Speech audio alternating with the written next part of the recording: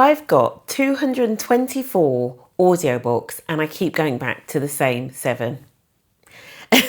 Folks, this is the time of year when I normally sort of like move away maybe from my traditional sort of like business oriented content. And I usually do books about, what am I reading this summer, books to wind down to, etc. And I thought that's what I'm going to do, but I'm really going to delve into my library, whether that's my physical library or audiobooks, and just sort of share with you the books that have really had an impact on me. So that's what this series is about. And who knows how long this is going to last, right? When I was doing my planning, Claude is calling it the Voracious Reader. So let's just see. So I've got loads of books. Where it first started with me and why this time of year is so significant.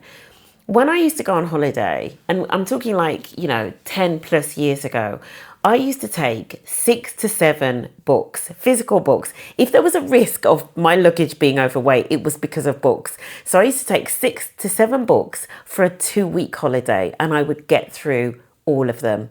So typically a book every 2 days. I would be reading at breakfast. I would be reading by the pool. I am a voracious reader, literally.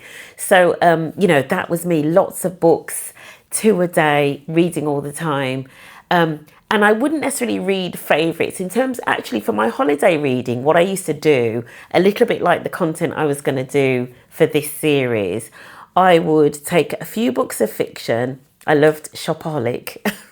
The Shopaholic series, if you know it. So I used to take some fiction to kind of like wind down to at first, and then I would take some business books, specifically if, for example, I was going into a new job or I had a specific business challenge that I wanted to read up on. I'd take a few of those. So I'd take a real balance over the holiday, right? So that's what I would do. But I've got 7 books that I just keep coming back to, mainly for work, but some of them for pleasure for me. I read a lot of non-fiction. So if non-fiction isn't your bag, then this may not be the series for you. But I read a lot of non-fiction, not necessarily all business books. I read a lot of self-development, a lot of books around health. And I'm going to be talking in this series, I'm going to be talking about the books that I've actually gone back to because I've actually tried things in real life, or I've recommended them to clients, business clients, and they have tried them. So those are the books that I'm going to focus on. So these aren't my favourites necessarily. These are the ones, though, that I reach to for real life problems. There are some that I changed my mind about. Unfortunately, I haven't physically got all of the books, and I'll tell you why. Because one of the books that I went to a few years ago, some of you will know if you used to follow me on Instagram, where I used to be, Marie Kondo, the Joy of Tidying, right? I did that and I decluttered a lot of my books. So a lot of my favourite books, I don't actually have them physically. And some of these that are in this list, I've bought, given them away, and bought again because I'm like, no, I absolutely need that physical copy because I need to go back to it and thumb through it. So let me not kind of keep going on about it. That's what I'm going to be getting into. And to start, I'm basically going to be starting with my top 7. So the first book that I've got, and I do have the physical book here, The Righteous Mind, Why Good People Are Divided by Politics and Religion by Jonathan Haidt. Jonathan Haidt, you might know that name currently because he is the one that at the moment is behind trying to get these social media bans for under 16s. He's got some other books, Coddling of the American Mind, which I've read as well. But The Righteous Mind it's one of the books that I go to so much. And I'm going to do a whole video talking about why that is.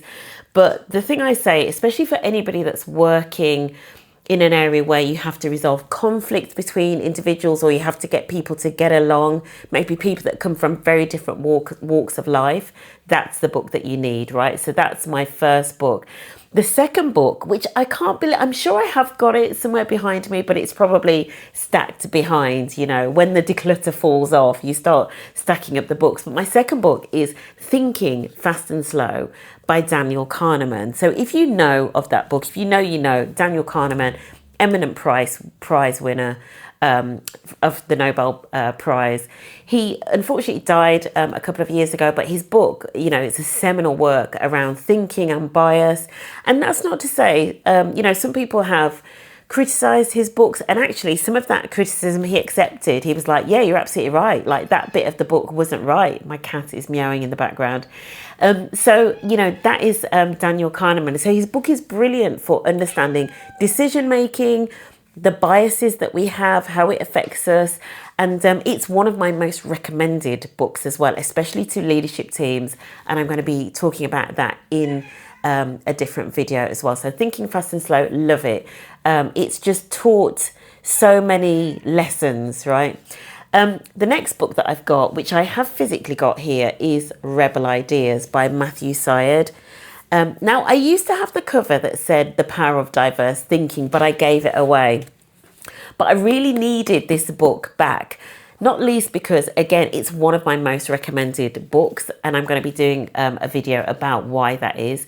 But Rebel Ideas, it used to be called The Power of Diverse Thinking. It's now called The Power of Thinking Differently. I think there's been a little bit of PR on that one as to why they've removed the term diverse. So that is one of my recommended books. Matthew Syed is just an incredible storyteller. He's also got a series on BBC Radio 4, but it's a book that I constantly dip into, you know, and I flick through the pages, and I love the stories, but I also love listening to it. And a lot of these books, I do love listening to books as well as reading books. I did see somebody on social media kind of drag a few of us out and sort of say, you know, listening is not the same as reading. I agree. I'm going to get into that. My next book, I haven't physically got it here, which is such a shame, because this book, Atomic Habits by James Clear, in fact, I'm sure it's behind me somewhere, because I know I bought it at least twice, and I bought it as gifts for other people. I bought it for my godson, actually. Was that last Christmas, I think, maybe?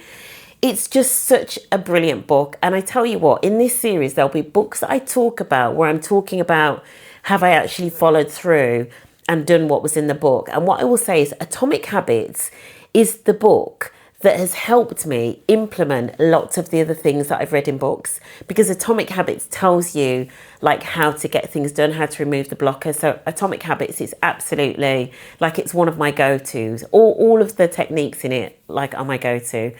The 12-week year is one of my books. What is that? I've forgotten that was in it. The 12-week year, which I have here, is in my go-to. If you're the sort of person that likes to plan your life, and maybe you use a Notion planner or something else like that, and I've tried various planners, don't even get me into that, and I'll probably do a video about that. But the 12-week year, in terms of the principles of planning your life in quarters, maybe because I'm an accountant, that kind of comes naturally to me. But those principles of how you set your goals and how you plan your actions and take action in quarters has absolutely stuck with me like nobody's business since I read it. And I had to buy the physical copy so that I could thumb through and like look at some of the diagrams for how to implement. That's how you know when I'm properly like all in on a video, is because I have to get, if I've on an audiobook, if I've listened to it and I know that there's something I absolutely want to follow and I need to see a diagram of how it's done, I'm going to order the physical copy of the book. And I've recommended this book to so many people. Also, I used to run an accountability group. I'll definitely do a video about that and how we use that book in the accountability group. The other book that I don't have, and I think it's because it's quite an old one, Eat That Frog.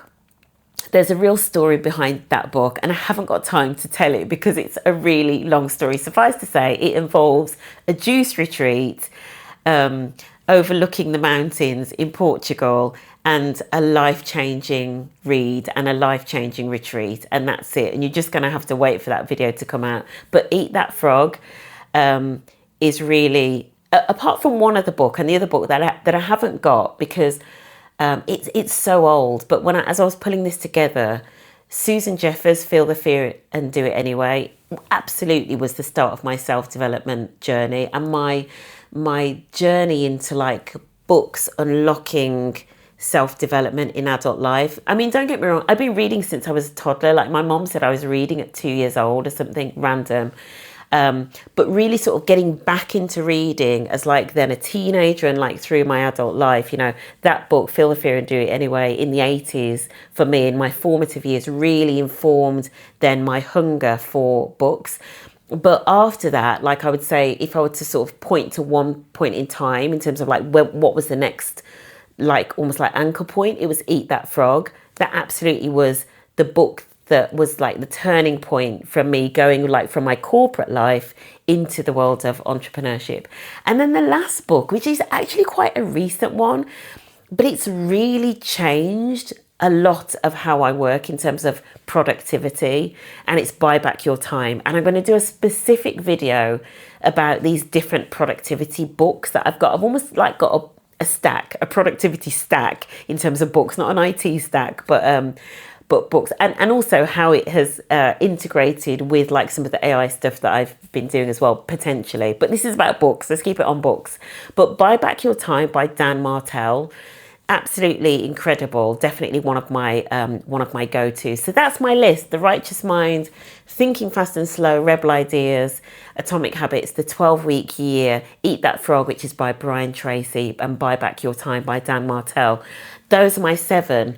What I'm going to be doing, so as I share each of the books, and I'm definitely going to be getting into a little bit of fiction so that you've got some holiday reads over the summer, because we all need a balance. We don't want to just be doing business and hustle. So I'm absolutely going to be doing some fiction books as well. So books to wind down to that maybe, you know, you can still learn something from and take something away. So for me, these are my 7, almost like my anchor, my books that I go back to. And so that's what, you know, I'm going to be covering here is books that I've read, and I've read a lot of books over the years. But more importantly, what have I done as a result of reading the book? Like, did the books make any difference? Because we can read all of the books that we want, but especially these types of books, unless we're literally reading just for the fun of it or just for pleasure, which is fine, if we're not doing anything from these books, what's the point of reading them, right?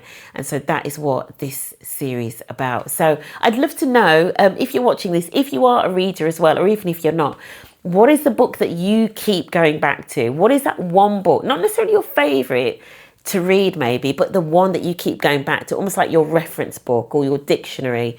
What is that one book? That's what I'd love to hear from you. So that's it. That is my take. Let me know yours. Ciao.